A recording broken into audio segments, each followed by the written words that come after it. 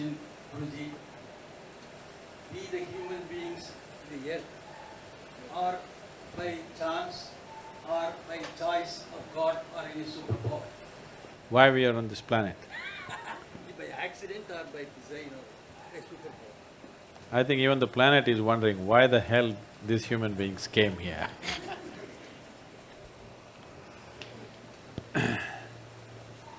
See,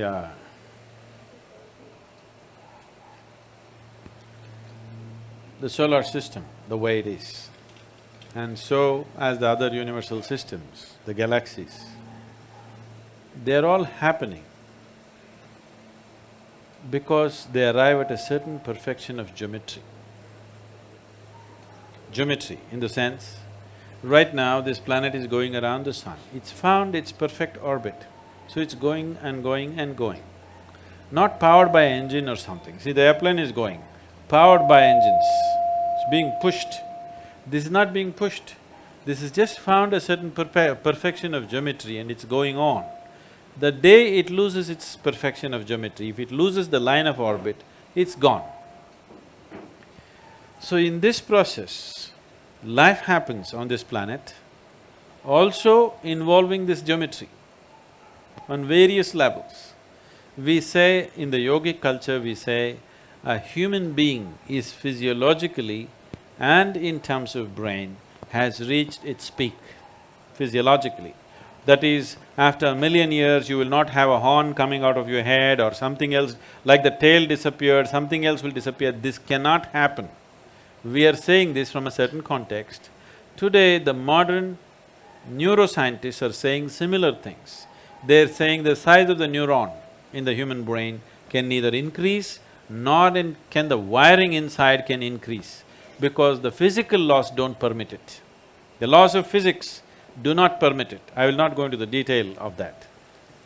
To put it very simply, how we see it is, your birth here, right now all life on this planet is solar powered, isn't it?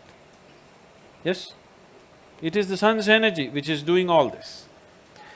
And also the revolutions and the rotations of the moon also has influence upon us. The very ocean is rising and falling with the movement of the moon. Only because our mothers' bodies were in tune with the cycle of the moon, we are born and we are here. Yes? If this 28-day cycle of the moon does not repeat itself in a woman's body, you and me wouldn't be born. So because it has reached that, we say physically, the physical laws have come to a certain place where life upon this planet cannot evolve further. You can make use of what you have in a much better way. Using the same technology, we had a dumb phone, then we had a smartphone, now we have an iPhone. Like this, we can go on improving it, how we use it. But the fundamental physical laws will not permit any further evolution of this creature. So did it happen by accident? No. The theory of evolution, you know Charles Darwin, who made a monkey out of you? Not me, him.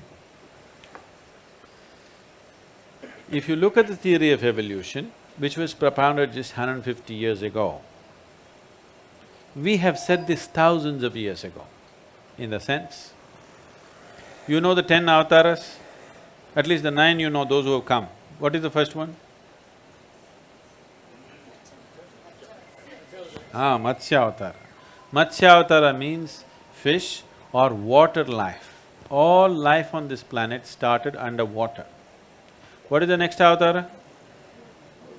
Kurma Avatara, amphibious like a turtle, half in the water, half on the land. The next one is Varaha Avatara, a pig or a wild boar. Among the mammals, one animal which is strongly rooted in its body is a wild boar. See, we live next to the forest, we see this. The tribal boys can kill a deer with a stick. If you hit it with a stick, it'll fall dead. The local dogs will hunt the deer, but a wild boar, you try to kill him and see, it's not easy to kill him. You go smash him with a car, his spine is broken, still he will go, he will not stop. Because he's so physically rooted, his life is so physical. So the next form of life was Varahavatara. This simply means the creator is finding expression in first as fish, then as a turtle, then as a wild boar, next one is Narasimha, half man, half animal, next one is Vamana, a dwarfed man, next one is a full-grown man but emotionally volatile man who is Parasurama, next one is a peaceful man which is Rama, next is a loving man which is a Krishna, next is a meditative man which is a Buddha, the next is supposed to be a mystical being yet to come. Okay? This is running very much in parallel lines with the Darwin's theory of evolution. Yes or no? It's in the same sequence, exactly in the same sequence. Darwin propounded his theory only 150 years ago. This was said 12 to 15,000 years ago. Adiyogi himself spoke about it. So, if you observe life, you can clearly see from what is inanimate, basic life formed. From that, life evolved. We've always seen it that way. Always we saw life evolved. Constantly, we are in every temple you go, there is a snake, there are various symbolisms all around the place, because even today in your brain, one part of your brain is a reptilian brain. You know, the core part of your brain is still a reptilian brain and it still functions, and we have different practices in yoga as to how to transcend this reptilian brain and allow the cerebral cortex to function. And today, we have scientific evidence to show you. The University of California has done scientific studies on Shambhavi Mahamudra, the basic practice we teach usually. And they say if you practice Shambhavi Mahamudra for 3 months, the neuronal regeneration increases by 241%, a kind of percentage that's never been recorded in the history of any kind of research, okay?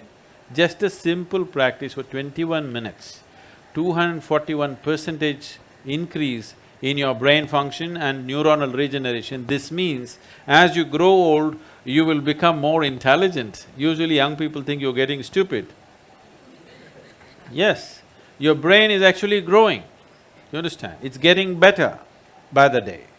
Now there is scientific evidence. We always knew this, but today a meter has to say it. If a man says it, it's not true. If a man says it, it's doubtful. But a meter has to say it. Now the meters are saying it. The meters are saying your brain is actually growing by doing a simple 21-minute practice. And you don't believe the meter. You just do the practice for 3 months and see, you will see how clear and how smart your mind is suddenly.